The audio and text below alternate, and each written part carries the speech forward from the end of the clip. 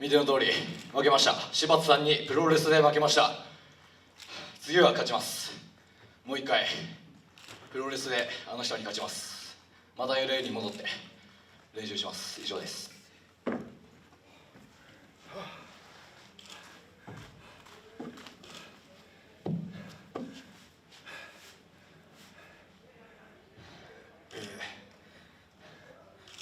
無事復帰をいたしました。ちょっとあれですね、会社との約束とは違うことをはみ出したことをしてしまったんで、ちゃんとこれはしっかり、自分の何でもペナルティーを何でもしっかり受け止めたいと思います。今日ね、ここに一つリングに上がるチャンスどうしても作ってこじ開けたかったんで、キャッチレスリングルールというものを作ったんですけど、結局はやらず、今の新日本にどういう戦いが必要なのかなって、自分なりにずっと怪我してから5年近くずっと海の向こうから LA から見て、日本に帰ってきて会場の空気とか感じて、エキシビジョンやってザックとで、このワンチャン作ってどうにか自分がリングに上がれる状況を作れればなと思って、虎視眈々と、4年ぐらい自分の体と相談しながら伺ってました。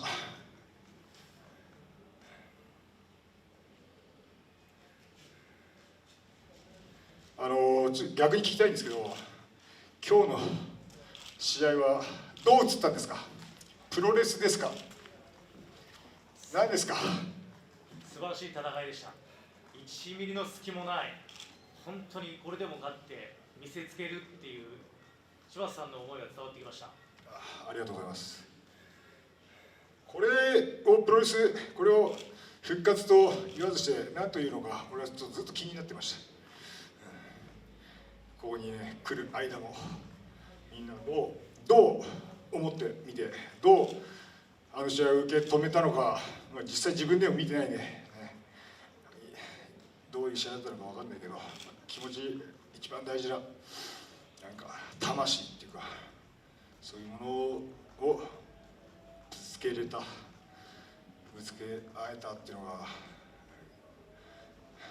あの試合かなと自分は思っています。成田に本当に申し訳なかったというか、いい経験になったんじゃないですか。こんなことあるんだ、ルール変えちゃうんだこの人。俺今後どうなるか分かんないですけど、本当ちょっと分かんないですよ。自分の今後っていうのは分かんないですね。ただ一つ言えるのは、今日俺のあの試合プロレスだった。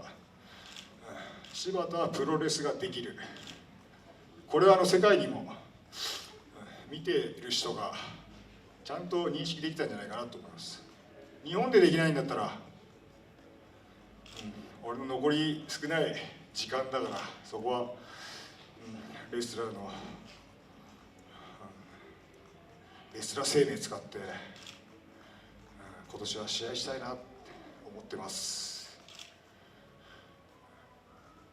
何かありますか？何でも答えますよ、今だけなら。東京ドームのあの花道を歩いた時の、その気持ちの高ぶりってのはどんな高ぶりでした？いや、すごい懐かしかったですね。やっぱり4年以上ですね。4年ぶりですね、ドームは。今日ここに来てそんな緊張もしないし、ただ本当に興奮はしてる、そういう状態が会場入りしてからずっと試合まで続いてて、やっぱなんか噛みしめながら花道を歩いてましたね。まあ、懐かしさとなんかこう道ボコボコしてんなと思いながら。正直はい、不安とか怖さ、そこの部分もあったと思うんですが、そこにそれは多分見ている人の方が不安だったり怖さっていうのはあったと思います。実際自分の体なんで、自分が動ける限界っていうのを知ってるんで、ちょっと話それるかもしれないですけど、本当にボクシングの山中選手かな、俺と同じ硬膜下血腫っていう怪我をして、ライセンス1回剥奪されちゃったんですけど、執行されちゃったんですけど、ボクシングですよ、ボクシングで俺と同じ怪我して復帰するんですよ。俺はこれすごい勇気をもらったんですよ。まあ、先に試合しちゃいましたけど、あんな頭しか殴んねえような、頭と腹しか殴んねえような、ハードなね戦いをする、アスリートがこれで復帰できるんだ、すごい勇気もらいましたね。逆に俺先にやっちゃいましたけど、プロレスでも同じこと、ジャンルが違えど、ただみんなちょっと勘違いしている部分があるので、しっかりそこは説明しておきたいなと思うのが、俺はねつい昨日かな一昨日かな、海外のメディアのねインタビューでヘッドバットでもう一回リタイアしたんでリリースされたんですよ。ヘッドバットじゃないんですよ、この怪我もっと複雑なんですよ。ただ俺はもうそんな関係なしに俺は試合した、今日は言えるのはそれだけですね。本当に新日本、素晴らしい会社だと思います。迷惑かけてしまいましたけど、本当に感謝してます。ありがとうございます。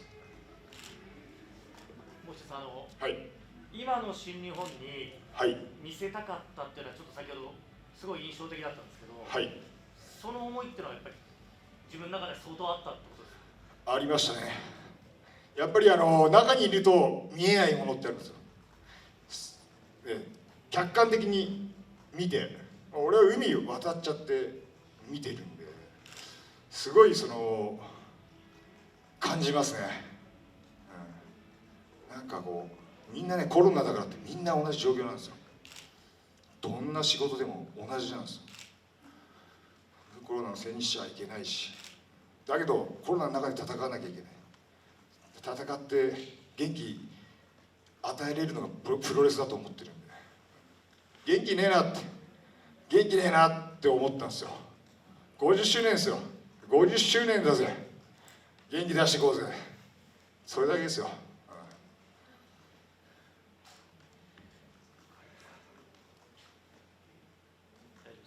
大丈夫ですか？